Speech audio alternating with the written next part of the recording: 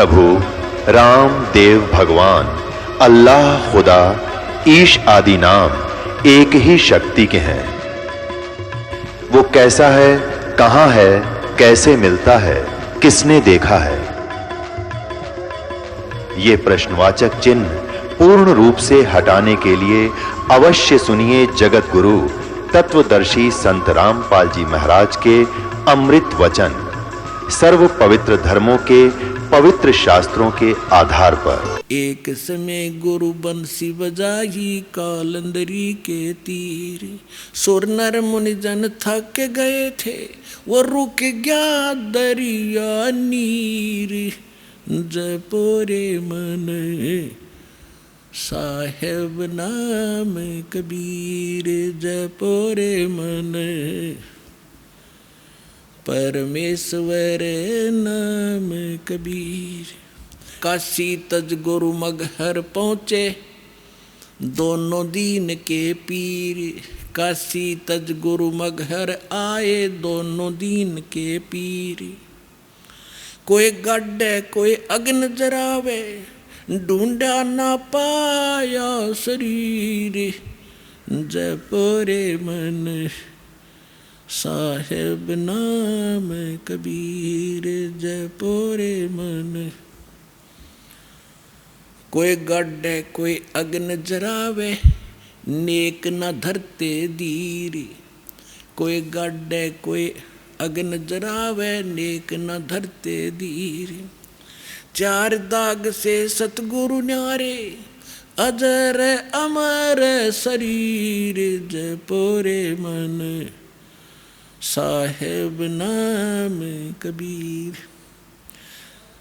चार दाग से सतगुरु न्यारे, अजरो अमर शरीर। दास मलूक सलूक कहते हैं, खोजो खसम कबीर। जपोरे मन साहेब नाम कबीर। अपना आत्मा वेद बताते हैं, परमात्मा ऐसी लीला करता है। आंखों देखे वो महापुरुष बताते हैं कि जो काशी के अंदर धानक रूप में था वो परमात्मा, वो पूर्ण परमात्मा है। उन्होंने सचखंड में देखा और फिर यहाँ पर देखा जब उनकी महिमा गाई। आदरणीय नानक साहिब जी को परमात्मा बेई नदी सुल्तानपुर शहर के साथ से बहा करती थी, जहाँ नानक जी एक नवाब के यहाँ नौकरी किया करते थे और सुबह सुबह स्नान करने के लिए जाया करते थे। वहाँ परमात्मा मिले एक संत महात्मा साधु के रूप में। उनसे काफ़ी 2 बार मिले, दूसरी बार फिर उनको अंतर्ध्यान किया, दरिया में डूबने का बहाना करके शरीर को रख दिया वहाँ अप स्ट्रीम के अंदर 2-3 किलोमीटर दूर जंगल में सुरक्षित। और परमात्मा उस आत्मा को लेकर गए सचखंड में। वहाँ से फिर उनको वापस छोड़ा तीसरे दिन। उसी दिन थे वो प्रथम उदासी उन्होंने काशी की। परमात्मा ने कहा था मैं बनारस में रह रहा हूँ, कबीर मेरा नाम है और जुल्हा मेरा काम है। अब नानक साहिब जी ने भगवान को वहाँ देखा और फिर उनको ये यकीन नहीं हो पाया कि परमात्मा जुल्हा धानक कैसे हो सकता है।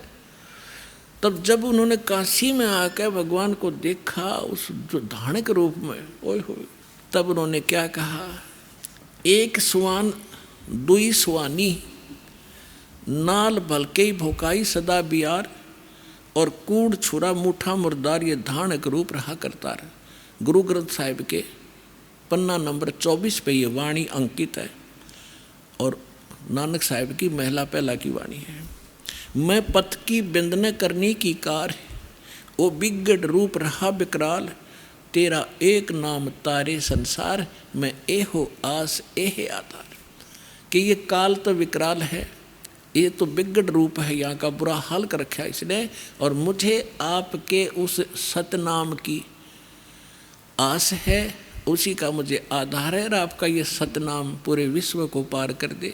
तेरा एक नाम तारे संसार, मैं ए हो आस ये हो आधार, मुख निंदा आख्या दिन रात, पर घर जो ही नीच मनाथ, काम क्रोध मन तन वसै चंडाल, ये धानक रूप रहा करतार। फाई सूरत मुलुक की वेश, ओए फाई सूरत मुलुक की वेश, ए ठगवाड़ा ठगी देश, खरा सियाणा पोता बार, ये धानक रूप रहा करतार। परमात्मा को काशी में देखा जब नानक साहब जी ने कि ये ठगवाड़ा ठगी देश, प्यार से कह रहे हैं ये ठग, ये बैठा भगवान खुद, जो मैंने सचखंड में देखा वो जो का तू धानक रूप रहा करता, और लोगों धानक रूप रहा करता। फिर कहा था कि 731 पृष्ठ पे कहा है कि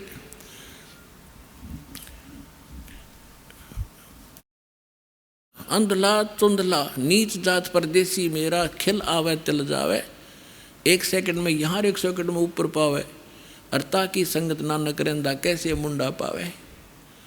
721 पृष्ठ पे गुरु ग्रंथ साहिब में लिखा है कि एक अर्ज गुप्तम पेश तो दर कून करतार, हक्का कबीर करीम तू बे ए परवरदिगार, कि हे सत कबीर हक्का कबीर बे ऐब परवरदिगार, तू सच्चा करतार है, सारी सृष्टि का रचनहार तू ही है। तो इस प्रकार इन महापुरुषों ने परमात्मा को पाया। और जैसे आदरणीय दादू साहेब जी ने जब परमात्मा मिले थे 7 वर्ष की आयु में, बालक थे छोटे से दादू जी, परमात्मा उनको सचखंड लेकर गए। 3 दिन 3 रात तक बेहोश पड़े रहे, कोमा में थे दादू जी। सारे हाहाकार मच गई, रिश्तेदार इकट्ठे हो गए, सब वैद्यों को झाड़ फूक वालों को करवा लिया, दिखा लिया, कुछ नहीं हुआ। जब तीसरे दिन परमात्मा ने वो आत्मा वापस भी छोड़ी, उसके बाद वो खड़े हुए और देखा हाहाकार मच रही थी। वैसे तो सौपन भी मान लेते, जब देखा हो मैं तो भगवान के साथ गया था, मैं तो परमात्मा के साथ गया था, और 3 दिन तक वहाँ देखा, और ऐसे ऐसे जैसे रास्ते में जो दिक्कतें आती हैं वो भी दिखाई दादू जी को। फिर क्या बताया है, जिन मुझको निज नाम दिया सोए सतगुरु हमारे, दादू दूसरा कोई नहीं वो कबीर सिरजनहारे। अब आदरणीय रामानंद जी को परमात्मा ऐसे लेकर गए थे, सचखंड ले गए। वो ज़्यादा विद्वान पाक रहे थे, संस्कृत भाषा घनी जाने थे, ब्राह्मण कुल में जन्म था, 1400 ऋषि बना रखे थे जो उनके द्वारा प्राप्त ज्ञान को आगे जनता में प्रचार किया करते थे, और बहुत बड़ा बोलबाला था। 104 वर्ष के वृद्ध हो चुके थे रामानंद जी, जो परमात्मा कलयुग में काशी में आए हुए थे। वो लीला में आयु 5 वर्ष की लीला में आयु थी भगवान की, यानी 99 वर्ष का अंतर था। परमात्मा 5 वर्ष के और रामानंद 104 वर्ष के महर्षि, विद्वान, कंठस्थ याद कर रखा चारों वेदों के मंत्रों को, गीता को, पुराणों को, और बोला धारावाहिक संस्कार सुनाया करते थे। जब परमात्मा ने उसकी अपना ज्ञान के सामने उसके ज्ञान को तोला, और ज्ञान सब ज्ञानड़ी कबीर ज्ञान सो ज्ञाने, जैसे गोला तोब का भाई करता चले मैदान। रामानंद जी विष्णु के उपासक थे और गीता जी को अध्याय किया करते थे, एकादशी का व्रत करते थे। परमात्मा ने एक ही प्रश्न किया था कि कौन ब्रह्मा का पिता है, कौन विष्णु की माँ, शंकर का दादा कौन है, पंडित जी दे बता। अब रामानंद जी इस बात पर हंसे कि बालक क्या बोल रहा है तू, ये तो अजरो अमर है, सर्वेश्वर है, महेश्वर है, स्वयंभू है। विष्णु जी स्वयं मालिक हैं, सारे ब्रह्मांडों के रचयिता हैं, इनके कोई माता पिता नहीं। परमात्मा ने कहा कि देवी भागवत पढ़कर देखो 3रे स्कंद में। अब उसको कंठस्थ याद थे रामानंद को, परमात्मा ने सारा बता, तुरंत समझ गया कैसा ही लिखा है, और खोल कर देखा। फिर शिव पुराण के अंदर बताया कि रुद्र संहिता को निकालो 5 से लेकर 9 अध्याय में। उनको याद था, उठाने की जरूरत नहीं थी। कहाँ तो ये श्री विष्णु जी की उत्पत्ति काल रूपी ब्रह्म से, जिसको तुम सदा शिव कहते हो, और दुर्गा जिसको तुम शिवा कहते हो, ये दुर्गा है। अब सारा कुछ समझकर रामानंद जी ज्ञान मत हो गया फेल। फिर उसने सोचा कि मैं अभ्यास करता हूँ, समाधिस्थ होता हूँ, अंदर समाधि लगाता हूँ। तो परमात्मा ने कहा, उसने कहा जी मैं समाधि लगाता हूँ और बहुत दूर तक देख के आता हूँ ऊपर के नज़ारों को। परमात्मा बोला कि समाधि लाओ। ज्यों ही उसने समाधि लगाई, अभ्यास था, आगे पहुंच गया कति लास्ट में क्योंकि ये जो शरीर है ये इस ब्रह्मांड के अंदर इसका सारा नक्शा है ब्रह्मांड का। और सूक्ष्म शरीर जो इस जब समाधि चलती है इससे हट ऊपर नज़र बाहर निकल जाता है और उसके अंदर फिर बहुत लंबाई हो जाती है इसकी, ब्रह्मांड के सिर लग जाता है ऊपर जा करके। और इसका थोड़ी सी झलक कभी देखनी हो तो सुबह या शाम के समय या सूर्य की तरफ पीठ करके अपने शरीर की छाती पर छाया पर देखना 1-2 मिनट एकटक, और फिर उसको सामने देखना। ऊपर नीचे से लेकर आपका सूक्ष्म शरीर की एक झलक दिखाई देगी। इतना बड़ा आसमान के सिर अड़ा दिखाई देगा आपको। ये इतना बड़ा बन जाता है जिसको विराट भी कहते हैं। लेकिन इस फंडों में आपने बढ़ना नहीं, लेकिन एक विज्ञान ज्ञान को समझने के लिए आपको ये हिंट दिए जाते हैं। तो जब आगे वो पहुँचे, अब त्रिकुटी पर जाकर त्रिवेणी पर जा, वहाँ 3 रास्ते हो जाते हैं। त्रिवेणी पर जाकर कहते हैं योग युक्त प्राणायाम कर जीता सकल शरीर, और त्रिवेणी के घाट पर वह अटक रहे बलबीर। अब परमात्मा 5 वर्ष की आयु में उनको साथ दिखाई देते ऊपर बैठे। वहाँ जाकर खड़े हो गए, स्वामी जी आगे में जाना था, कहाँ मैं यहाँ तक आता हूँ, अब आगे कैसे जाओगे, कहाँ जाओगे? अब पता नहीं कहाँ जाऊँगा। ये डले डौड़ की आदत पड़ गई न, बस ऊपर देख लिए, छोटे नज़ारे हो गए पार। परमात्मा बोले ये 3 रास्ते हैं, मैं बताता हूँ। ये रास्ता आपका मृत्यु के उपरांत खुलेगा। उस समय आप जाओगे धर्मराज के लोक में, वहाँ जैसा आपका जिस इष्ट रूप में साधना जिसकी की है उसके लोक में भेज दिए जाओगे। और फिर जब आप विष्णु के उपासक को विष्णु लोक में जाओगे, विष्णु जी नाशवान है, इनकी जन्म मृत्यु होती है। आपने देवी भागवत में पढ़ लिया, देवी पुराण में। और जब विष्णु जी नाशवान है तो आप स्थायी कैसे होगे? 18वें अध्याय के 62वें श्लोक में गीता में लिखा है कि उस परमेश्वर की शरण में जाओ, उसकी कृपा से तो शाश्वत स्थान को प्राप्त होगा, परम शांति को प्राप्त होगा।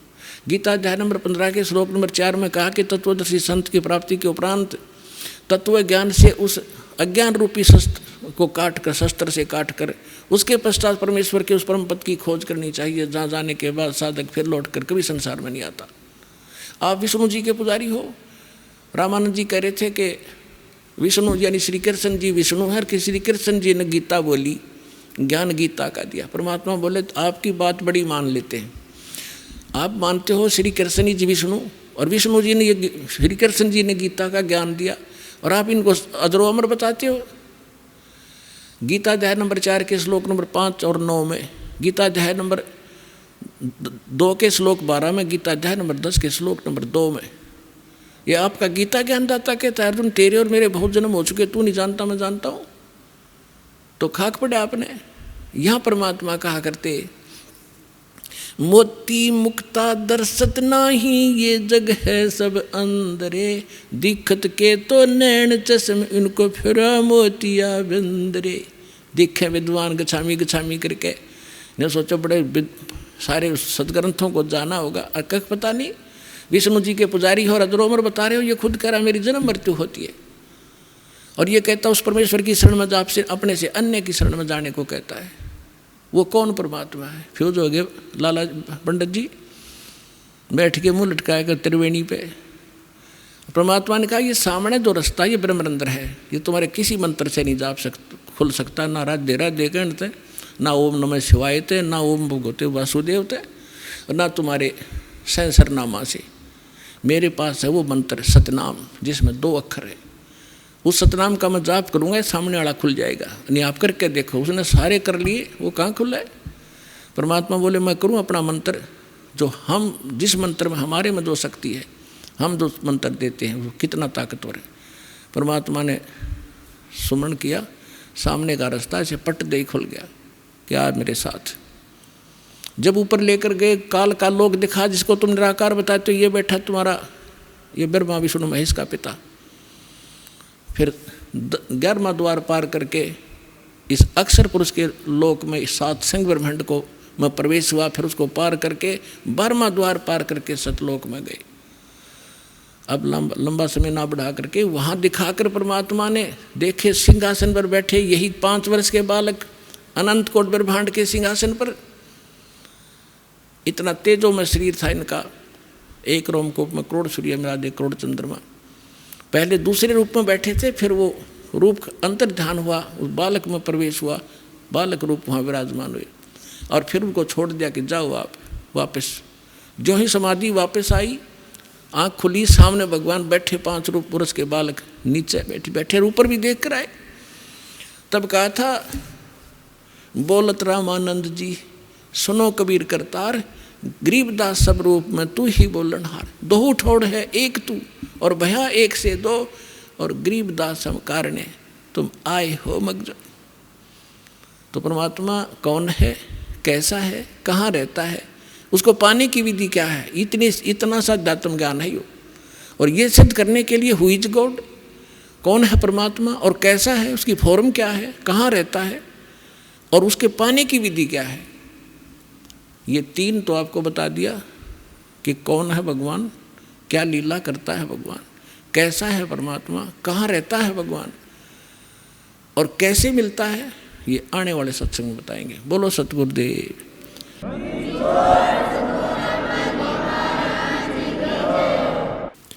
परम पिता परमात्मा पूर्ण ब्रह्म सर्व सृष्टि रचनहार, कुल के मालिक, सभी आत्माओं के जनक परम पिता परमेश्वर कबीर जी की असीम रजा से आप सभी पुण्यात्माएं ये सत्संग सुनने के लिए उपस्थित हुए। बहुत ही जन्म जन्मांतर के कोई शुभ संस्कार जिस प्राणी के एकत्रित होते हैं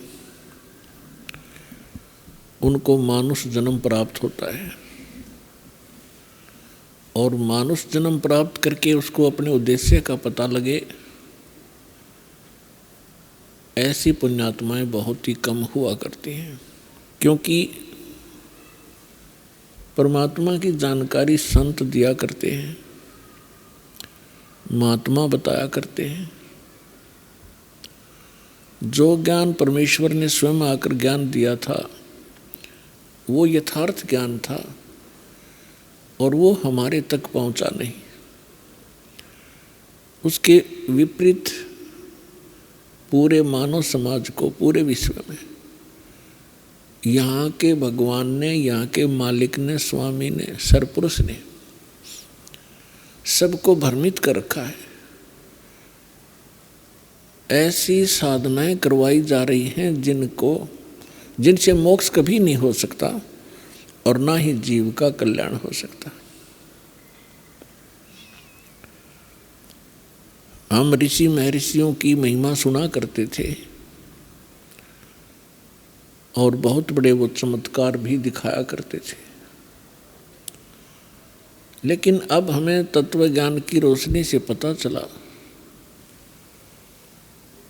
कि वो अध्यात्म मार्ग का सबसे घटिया स्तर का उनका जो ज्ञान था और वो साधना थी जिसकी मानव को कति आवश्यकता नहीं है।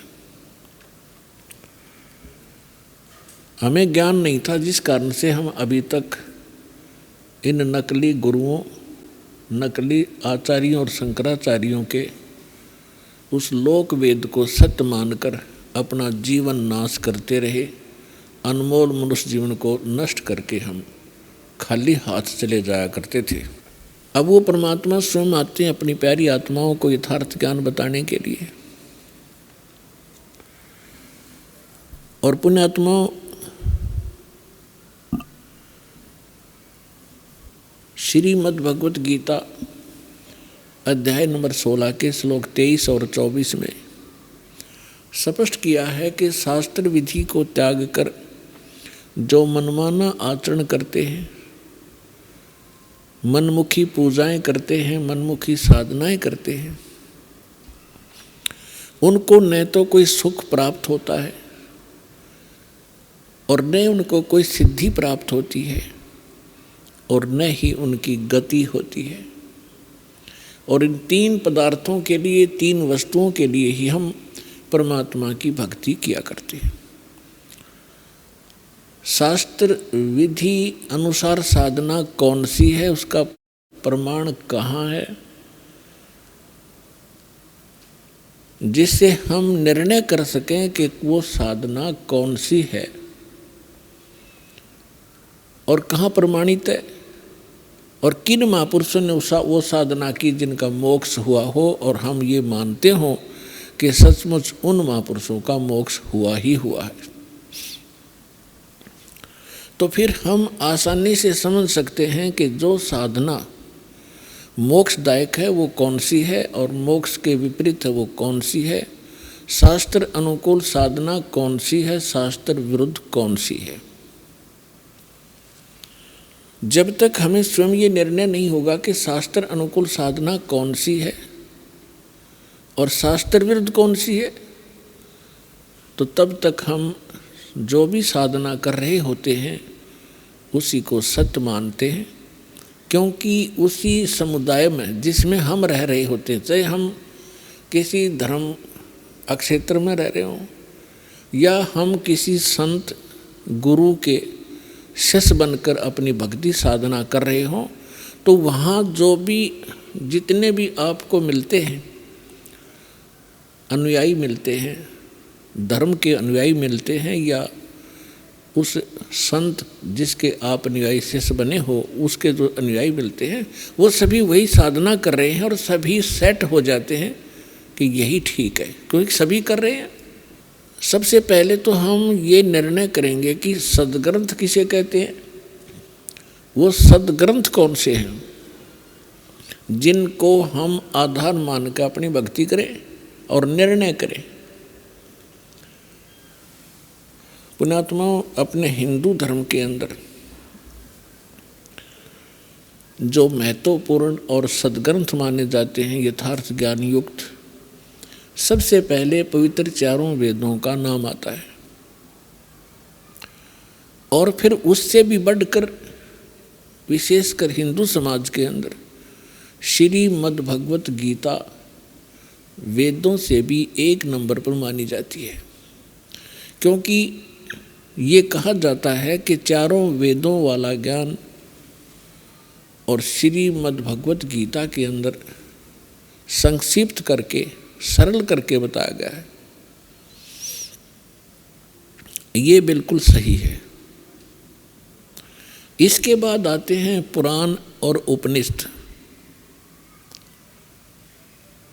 पुराण क्या है, उपनिषद क्या है और वेद और श्रीमद् भगवत गीता क्या है, ये हमने समझना पड़ेगा।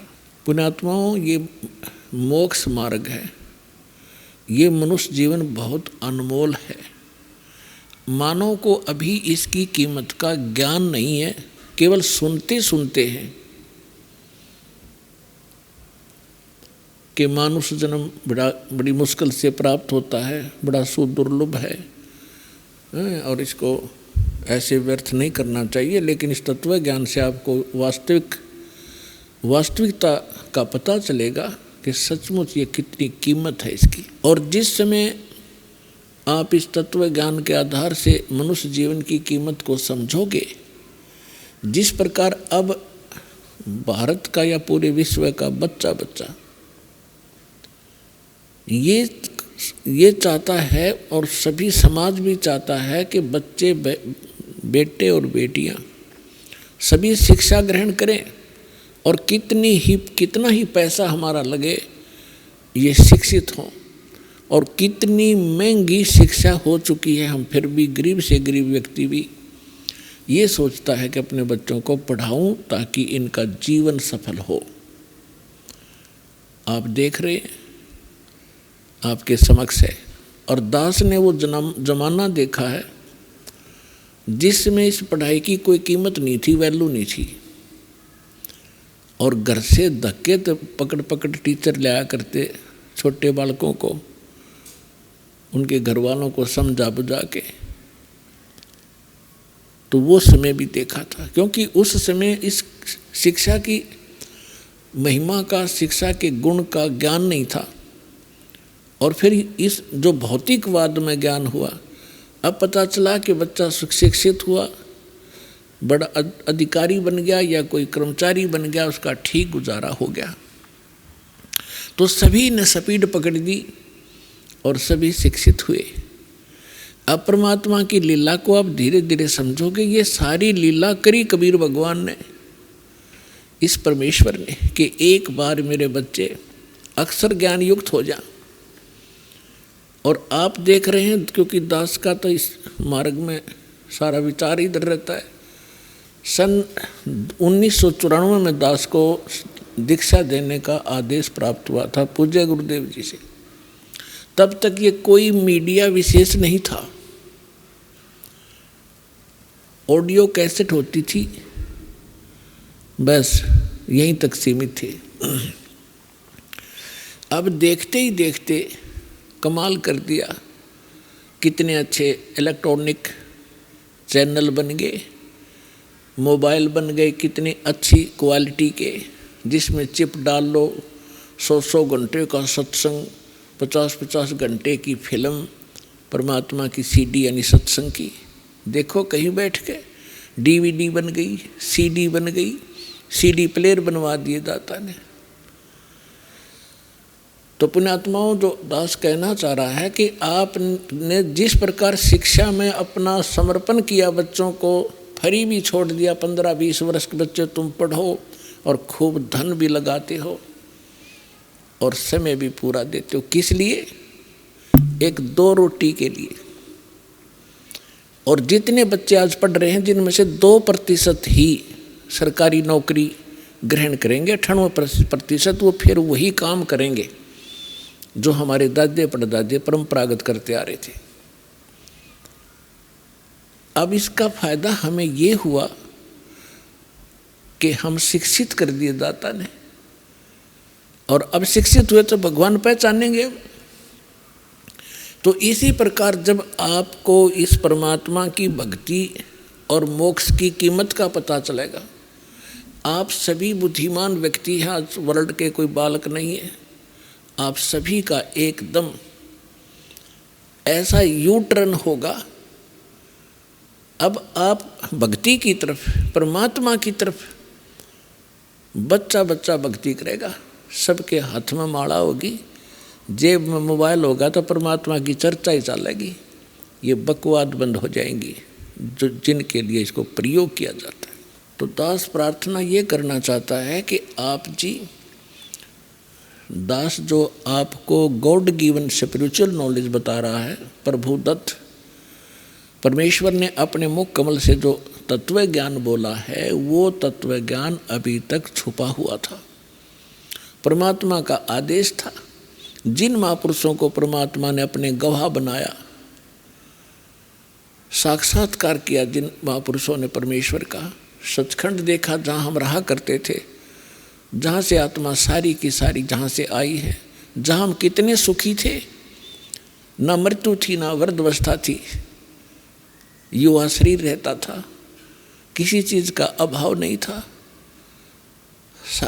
कोई गर्मी और सर्दी वहाँ नहीं थी, बहुत सुंदर वातावरण है।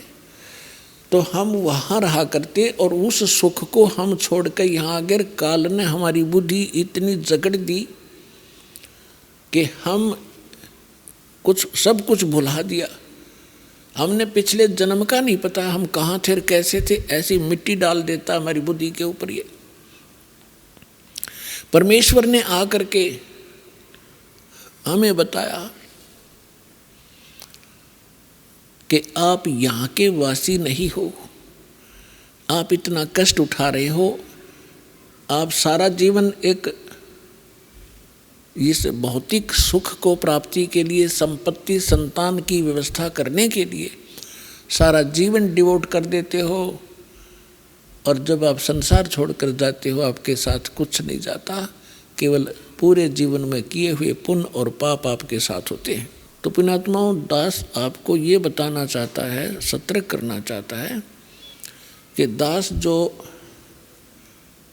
आपको ज्ञान सुना रहा है, इसको बहुत ही सावधानी से सुनो और विशेष कसक से सुनो, क्योंकि जैसे बच्चा टीचर के पास पढ़ने जाता है, ट्यूशन भी लगवाता है, क्लास में भी अपना जो शिक्षा दी जाती है उसको भी ग्रहण करता है, और 1 वर्ष लगा रहता है जब जाकर उस सिलेबस को कवर कर पाता है, और फिर 20 वर्ष तक वो पढ़ के 2 रोटी को के निर्वाह के लिए उद्देश्य रखकर वो इतना कुछ समय व्यतीत करता है। और अब हम क्या उद्देश्य रखेंगे? परमात्मा प्राप्ति, भगवान की भक्ति और शिष्टाचार, नेक नीति से रहना। जैसे हम रिश्वत वगैरह, जैसे कोई रिश्वत लेता है, कोई मिलावट करता है, कोई 2 के 20 बनाता है, कोई चोरी करता है, तो जब हमें ज्ञान होगा कि ये हम अपने संस्कार खराब कर रहे हैं और मिलना मिलाना वही है जो किस्मत में लिखा हुआ है, इससे ना अधिक हो सकता ना कम हो सकता। यदि हम 2-5 करके कोई 2-4 लाख रुपये की तो मार लिया, हाथ दाव लगा लिया अपनी नकली सूझबूझ ते, तो फिर ऐसा झटका लगेगा मनमाने कोई चोरी हो जा या कोई बालक बीमार हो जा, 2-3 लाख रुपये भी लग जाए और बच्चा भी मर जाता है, तो वो पैसा तो रहा नहीं, वो पाप कर्म ज्यों के त्यों रह गए जो उस पैसे को कमाने के लिए वो तगड़मबाजी करी थी। तो जिसमें आपको ये सत्य पता चलेगा, और ये 101% सत्य है, गॉड गिवन ज्ञान है। कहते तुमने उस दरगाह का मैल नहीं देखा और धर्मराज के तिल तिल का लेखा। एक पाई पाई का हिसाब है उस सच्चे दरबार में, क्योंकि आपने वो जगह देखी नहीं, देखी है तो आपका याद नहीं। और परमात्मा का भेजा हुआ संत, उस मालिक का दास, उस परमेश्वर का कृपा पात्र, उस परमात्मा से प्राप्त ज्ञान को ही आप तक पहुंचाता है। अपनी तरफ से वो कुछ मिलावट नहीं करता है, और वो ज्ञान ही आपको सुख देता है। वो परमात्मा का विधान होता है। उसको जानने के बाद फिर आप की ऐसी स्थिति हो जाएगी जैसे श्रीमद् भगवद गीता अध्याय नंबर 7 के श्लोक नंबर 29 में 29 में कहा है कि जो मेरे ज्ञान से परिचित, मैं जो बता रहा हूँ कि तत्वदर्शी संत की खोज करो, और तत्वदर्शी संत की प्राप्ति के उपरांत परमेश्वर के उस परम पद की खोज करनी चाहिए, जहाँ जाने के बाद साधक फिर लौटकर कभी संसार में नहीं आती। तो वो क्या बताना चाहता है कि गीता ज्ञानदाता कहता है कि यथार्थ ज्ञान तत्वदर्शी संत बताते हैं, उनसे सुनो। तो यहाँ 7वें अध्याय के 29वें श्लोक में कह रहा है कि मेरे इस ज्ञान को जो आश्रय कर लेता है और तत्वदर्शी संत की खोज कर लेता है, और वो व्यक्ति उस तत्वब्रह्म से और सारे अध्यात्म ज्ञान से और सभी कर्मों से परिचित हो जाता है। और वो व्यक्ति जो तत्वब्रह्म से परिचित है, सभी कर्मों से परिचित है, पूरे अध्यात्म ज्ञान से परिचित है, वो केवल जरा और मरण से छूटने का ही प्रयत्न करता है। जरा मीन वृद्ध अवस्था के कष्ट को, वृद्ध अवस्था के कष्ट से, और मरण माने मृत्यु, इस दीर्घ रोग के निवारण के लिए ही, इससे मोक्ष प्राप्ति के लिए, छुटकारा पाने के लिए ही प्रयत्न करते हैं। तो वो व्यक्ति तत्वब्रह्म से परिचित है, सारे अध्यात्म ज्ञान से परिचित है और सभी कर्मों से परिचित है। उदाहरण के लिए एक सिंपल सा उदाहरण देता है दास। एक गुरु शिष्य चले जा रहे थे, रास्ते में एक तालाब से एक मछियारा मछलियाँ पकड़ रहा था और जाल में से भर भर के बाहर पटक रहा था। वो तड़प तड़प कर मर रही थी। उस शिष्य ने अपने गुरुदेव से पूछा, गुरुदेव, इस अपराधी व्यक्ति का क्या हर्ष होगा जो इतनी जीव हिंसा कर रहा है, ये जीमर, ये मछियारा। गुरुजी ने कहा कि बेटा समय आने पर जवाब दूंगा। चले गए। 5-10 वर्ष के बाद उन्होंने क्या देखा, एक हाथी का बच्चा उछल कूद मचा रहा था और 2 वृक्षों के बीच में फंस गया, और झटकम पटकम होकर वो निकल तो गया, लेकिन सारी खाल छुल गई। वर्षा का मौसम था, उसके कीड़े पड़ गए और पूरे शरीर में कीड़े फैल गए और वो पड़ा पड़ा चिंगाड़ मार रहा था, चिल्ला रहा था बुरी तरह। वो गुरु शिष्य दोनों जा रहे थे।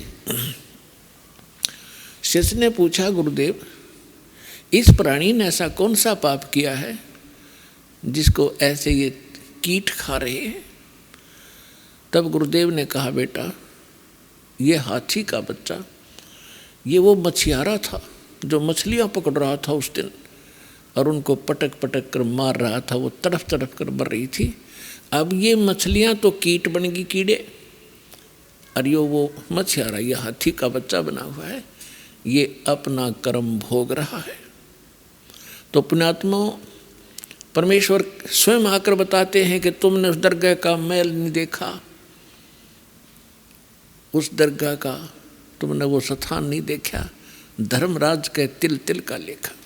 तो पुण्यात्माओं, ये सारा कुछ आपको समझा करके अवदास आपको यथार्थ आध्यात्मिक ज्ञान सुनाना चाहता है। अब प्रसंग चला था कि जो ऑथेंटिक सद्ग्रंथ हम मानते हैं, उन सद्ग्रंथों में कौन से शास्त्र हैं जिनको आधार मानकर साधना भक्ति की जानी चाहिए। उनमें से सबसे पहला जो ग्रंथ है, सद्ग्रंथ है, वो है जो श्रीमद् भगवद गीता अध्याय नंबर 4 के श्लोक नंबर 32 में जिसके विषय में कहा है।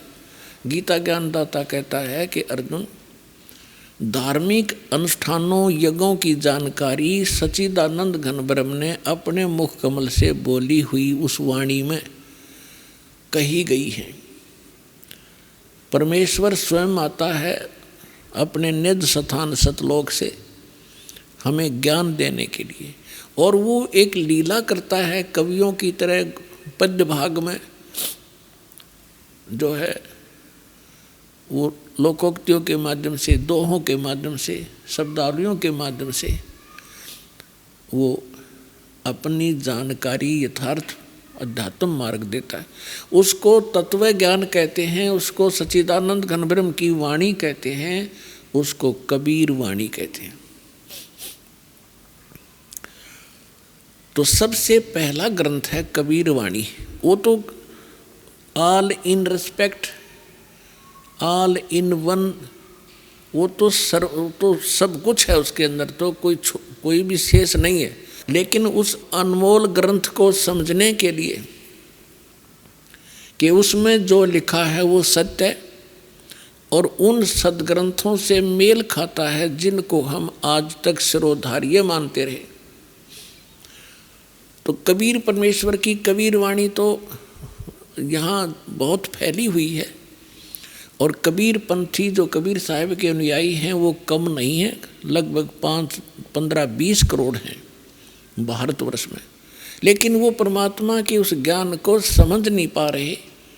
जैसे 80-90 करोड़ हिंदू हैं, और हिंदू धर्म की जो शुभ पुण्य आत्माएँ हैं अपने सद्ग्रंथ यानी चारों वेदों को, पवित्र श्रीमद् भगवद गीता को, पवित्र चारों वेदों को, पवित्र पुराणों को सत्य मानते हैं और सब उस पर आधारित हैं। और दास ने आपके रूबरू कर दिया कि आज तक हिंदू धर्म के अनुयायियों को अपने इन सद्ग्रंथों के बारे में कै ख का पता नहीं। ठीक यही दशा समझो कबीर पंथियों की। उनको उन अपने ही सद्ग्रंथ जिसके वो कबीर सागर, कबीर वाणी, कबीर बीजक के ढोल पीटते हैं, उनमें से शब्द सुनाते हैं, कथाएं सुनाते हैं। पूरे कबीर पंथ ने कै ख का पता नहीं परमेश्वर के बारे में, उस वाणी के बारे में। अपने आत्माओं, आज किसी को बहकाया नहीं जा सकता। कोई न सोचा रामपाल अपनी डींग मारे है, इब डींग चले को नहीं, इब तो सच्चाई चलेगी और रूबरू की जाएगी। तब आपको विश्वास होगा कि हुई रामपाल, तब आपको विश्वास होगा कि हुई रामपाल। कौन है ये रामपाल? जैसे परमात्मा आए थे, उसको एक धानक जुलाहा और एक गरीब आदमी समझ के कवि गीत गाता फिरे, ऐसे बकवास करके उसको रिजेक्ट कर दिया था। वो समय चला गया। हमारे विरोधियों ने ये सारी चाल चाल ली अपनी कि रामपाल तो क्या जाने संस्कृत के बारे में, हिंदी भी ना पढ़नी आती, सब कुछ पढ़ कर दर दिया, चारों वेद पढ़ कर सुना दिए, गीता सुन दिखा दी तुम्हारे सामने यथार्थ अनुवाद करके, और सभी पुराणों का निष्कर्ष निकाल दिया, कुरान शरीफ को आपके रूबरू कर दिया, उसमें वास्तविकता क्या है और वो कहते क्या है उसके अनुयायी, और पवित्र बाइबल को आपके सामने रूबरू कर दिया। बाइबल क्या कहता है, परमात्मा मनुष्य दृश्य है, और पूरा ईसाई धर्म कहता है गॉड इज फॉर्मलेस। तो खाक पड़ा उन्होंने सदग्रंथों को, क्या समझा इन महापुरुषों की वाणी को, इस ज्ञान को। इस दास पर रजा हुई, और दास इसलिए कहता है क्योंकि परमात्मा स्वयं आए थे, उन्होंने भी बीच बीच में अपनी आइडेंटिटी बतानी पड़ी। हम ही अलख अला हैं कुतुब गोस और पीर, गरीब दास खालक धनी हमरा नाम कबीर। अब परमात्मा को कोई जानता ही नहीं था, तो इसलिए उन्होंने अपनी महिमा आप बतानी पड़ी। ए रामानंद राम हम 52 नरसंगे, गरीबदास कली कली हम ही सर्वंगे, सर्वव्यापक हम ही हैं। और ए स्वामी सृष्टा में सृष्टि हमारे तीरे, दास गरीब अधर बसू में अवगत सत कबीरे। तो परमात्मा ने अपनी महिमा आप पर बतानी पड़ी, इसलिए दास भी ये रह कर कह रहा है कि इस विश्व में इस दास के अतिरिक्त ये यथार्थ ज्ञान नहीं है। और यदि कोई इस दास से प्राप्त ज्ञान और इस मंत्रों को स्वयं आगे प्रचार करता है तो अच्छी बात है, लेकिन स्वयंभू संत बनकर ये दान करने लग जाएगा, वो समाज का सबसे बड़ा शत्रु होगा, और वो अब घने दिन चलेगा नहीं। तो दास आपको ये बताना चाहता है कि हमारे जो यथार्थ सदग्रंथ हैं, तो परमात्मा का जो कबीर वाणी है, कबीर बीजक है, कबीर साहिब की कबीर सागर है, और कबीर शब्दावली हैं, कबीर दोहे हैं परमात्मा के, ये तो एक नंबर का सदग्रंथ है। इसमें सभी 18 पुराण, 11 उपनिषद, 6 शास्त्र और श्रीमद् भगवद गीता और साथ में 4 वेद, इस सभी का समावेश है। लेकिन वो लैंग्वेज ऐसी है जो आम व्यक्ति समझ नहीं सका, क्योंकि अभी तक अध्यात्म मार्ग को जानने की चेष्टा उन्हीं लोगों ने की जो संस्कृत जानते थे, और वो व्याकरण को ही महत्व देते रहे। पुण्यात्माओं, परमात्मा ने सारा समाधान कर रखा है। कहते हैं जैसे कुंभ कुमार का ऊपर चित्र अनूप, वस्तुता मद है नहीं जैसे जल बिन कूप।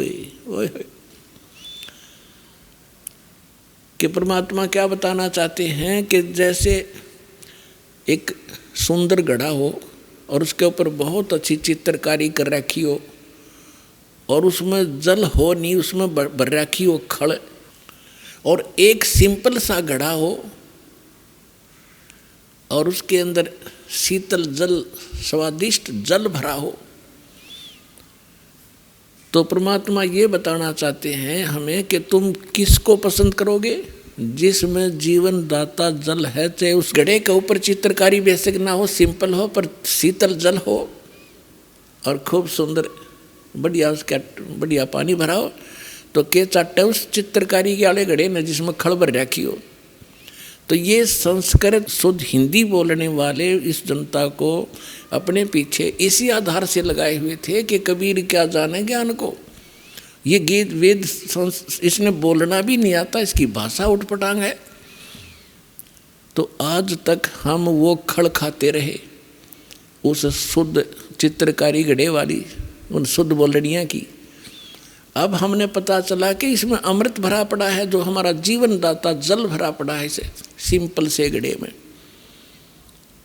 और आज हम सब तृप्त हो रहे हैं, और जो खड़खा रहे वो आज तक रो रहे हैं। आइए अब हम उन श्रद्धालुओं के अनुभव जानते हैं जो जगत गुरु तत्वदर्शी संत रामपाल जी महाराज जी से दीक्षा प्राप्त कर चुके हैं तथा उनके द्वारा बताए गए भक्ति मार्ग पर चल रहे हैं। नमस्कार जी। सर साहब सर जी। क्या नाम है जी आपका? मेरा नाम मंजू वर्मा है। मंजू जी, आप कहाँ से हैं? मैं ग्राम तोहड़ा, जिला रायपुर, छत्तीसगढ़ से हूँ। संत रामपाल जी महाराज से नाम दीक्षा आपने कब ली? मैं 9/9/18 को संत रामपाल जी महाराज से नाम उपदेश ली हूँ। संत रामपाल जी महाराज से नाम दीक्षा लेने से पहले आप क्या भक्ति साधनाएं करती थीं? संत रामपाल जी महाराज से नाम दीक्षा लेने से पहले मैं बचपन से ही संत आसाराम जी बापू से नाम दीक्षा, सरस्वती मंत्र का नाम दीक्षा ली थी और उनका जाप कर रही थी। और उसके बाद जब बड़ी हुई तो क्लास 6 में गई, तब से मैं नवरात्रि का उपास चालू की थी। उसके बाद मैं दोनों नवरात्र करती थी। उसके बाद थोड़ी और बड़ी हुई, उसके बाद मेरे कोई बोला कि अघन में जो बृहस्पति होता है उसका उपवास करने से सब ठीक होता है बोल के फिर मैं अघन का व्रत करना चालू की। उसके बाद कोई महाराज बोला मेरे को कि आप 12 महीना अघन का उपवास करोगे तो बृहस्पति भगवान सब ठीक कर देते हैं बोल के। तो फिर मैं बृहस्पतिवार का व्रत करना चालू कर दी थी सर जी। उसके बाद क्या बोलते हैं, मेरा शादी हुआ तो शादी में मेरा गायत्री परिवार से जुड़े लोगों से हुआ। तो हमारे गांव में गायत्री परिवार का जो यज्ञ होता है वो 108 कुंडी ऐसे कुछ यज्ञ होता है सर, उसमें हम लोग यज्ञ में जाने लगे। फिर मेरा वहाँ भी गायत्री मंत्र से मैं नाम ली थी, फिर वहाँ भी पूजा भक्ति करने लगी थी। और मेरा भक्ति ऐसे था सर कि जब तक मैं दुर्गा चालीसा का पाठ नहीं करती थी तब तक मेरे को नींद नहीं आता था। जब मैं दुर्गा चालीसा का पाठ करती थी तभी मेरे को नींद आता था। फिर क्या कारण बना कि आप संत रामपाल जी महाराज की शरण में आई? संत रामपाल जी महाराज की जीने की राह पुस्तक बहुत ही अच्छी सर, उसको मैंने एक दिन में पूरा पढ़ लिया। वो पुस्तक पढ़ने के बाद मेरे मन से जो बेटी बेटा का भेद था वो पूरा निकल गया।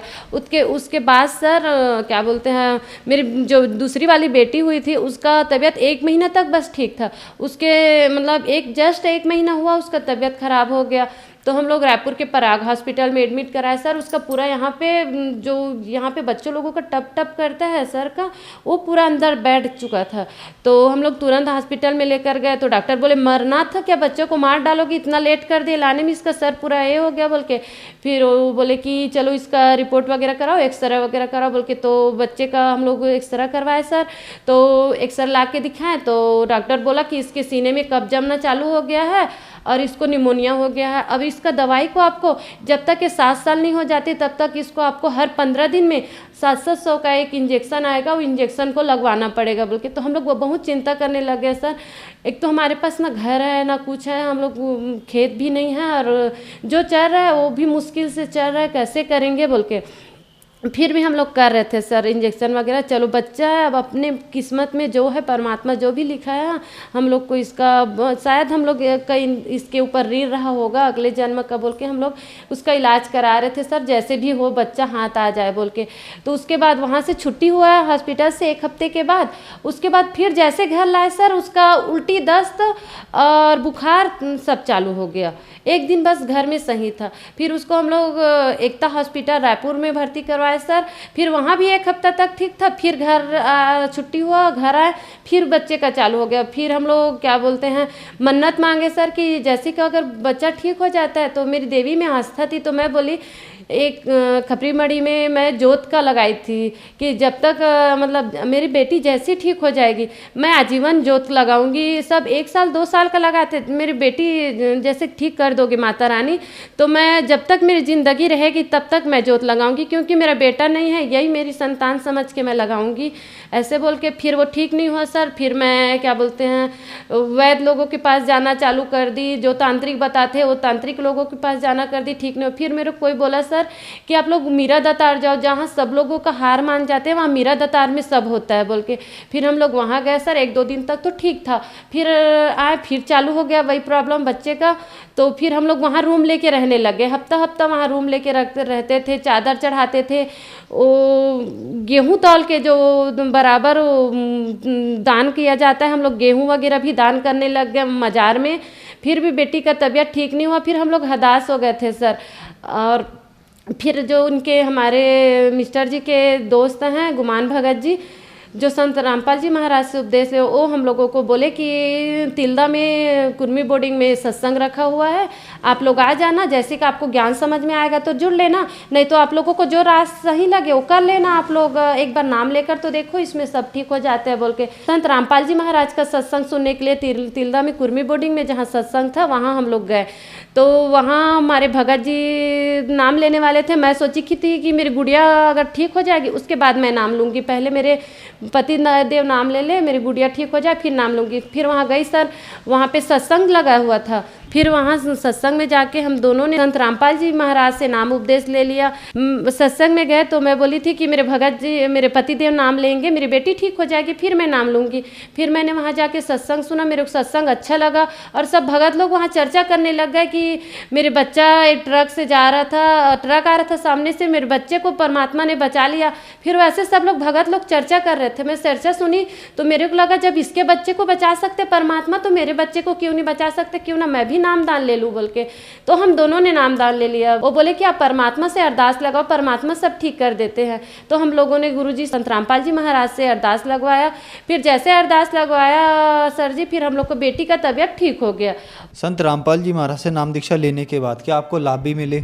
जी सर जी, बहुत सारे लाभ मिले हैं, परमात्मा ने अनगिनत लाभ दिए। उसमें से पहला है, मेरे सर में दर्द रहता था सर जी, जैसे मेरे सर में दर्द चालू होता था आँख के सामने अंधेलापन छा जाता था, मैं कुछ नहीं देख पाती थी और उसके साथ में उल्टी भी चालू हो जाता था, मैं कुछ खा पी भी नहीं पाती थी। तो डॉक्टर के पास जाते थे, गाँव के पास के डॉक्टर में जाते, पड़ोस के, तो डॉक्टर बोलता था कि आप हर 2 दिन में आ जाते हो, आपको हर 2 दिन में इंजेक्शन लगता है फिर आपको ठीक लगता है, क्या करें हम, मेरे से नहीं संभल रहा है बोल के। तो मेरे भगत जी बोले कि चलो आपको बाहर ले जाते हैं बोल के। तो मेरे भगत जी ओडिशा में खड़ियार रोड है वहाँ लेकर गए, वहाँ के डॉक्टर के पास।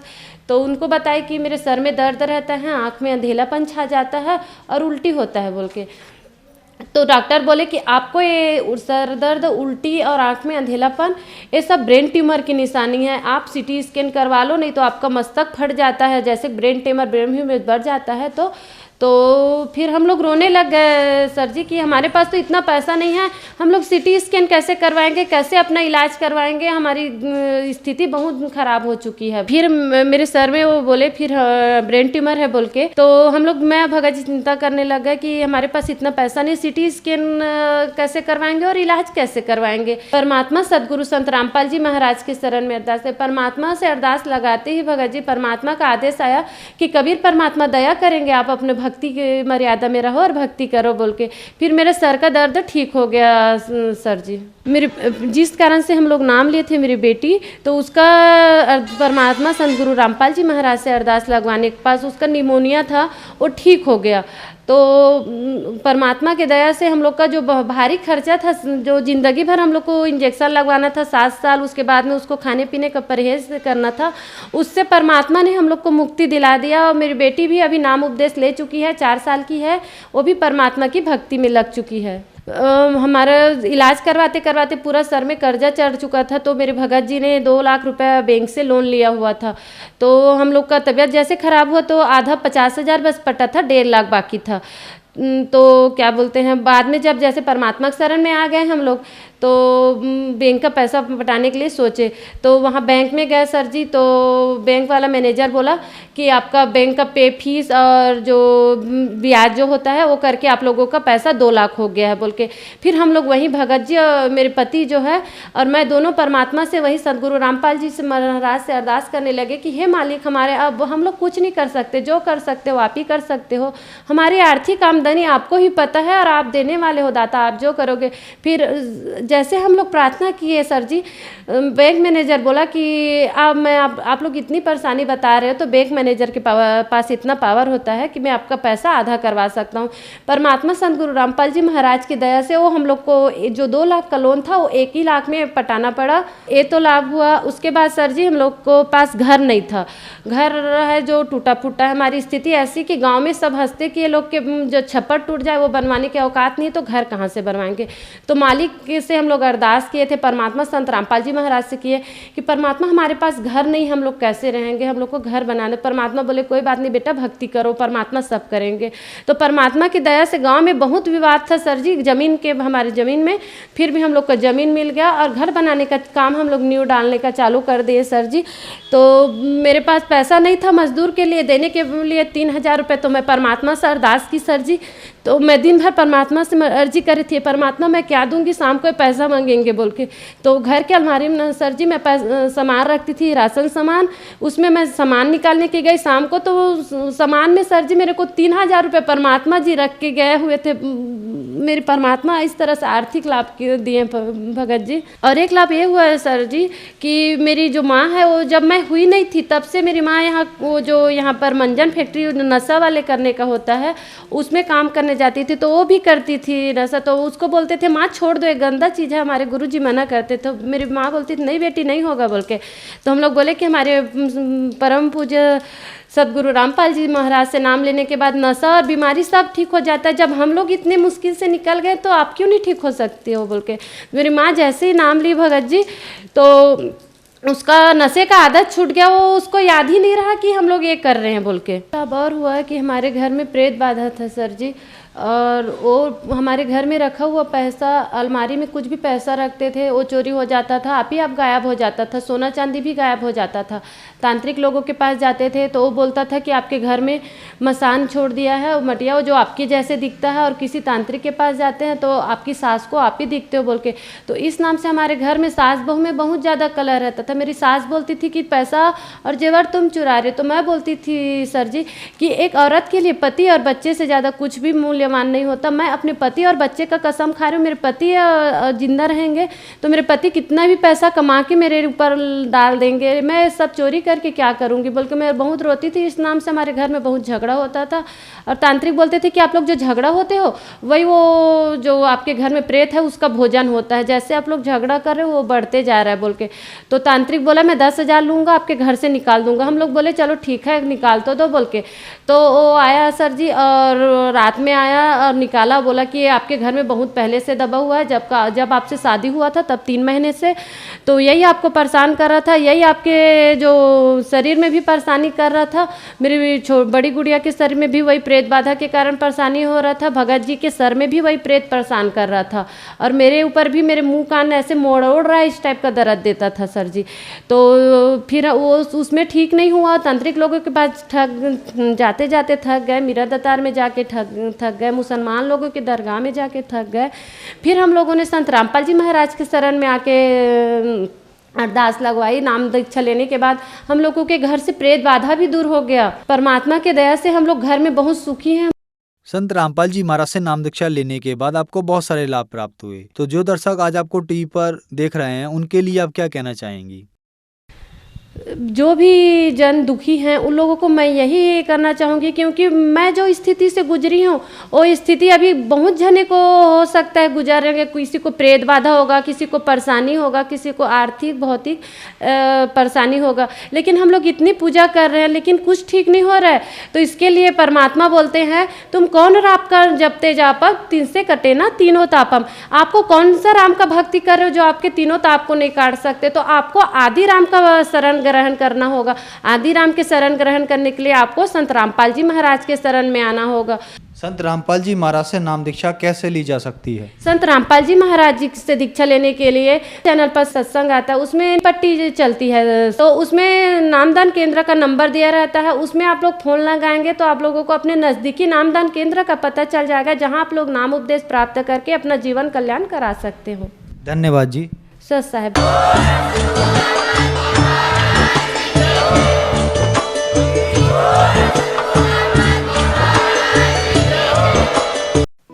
आप सुन रहे थे जगत गुरु तत्वदर्शी संत रामपाल जी महाराज के मंगल प्रवचन।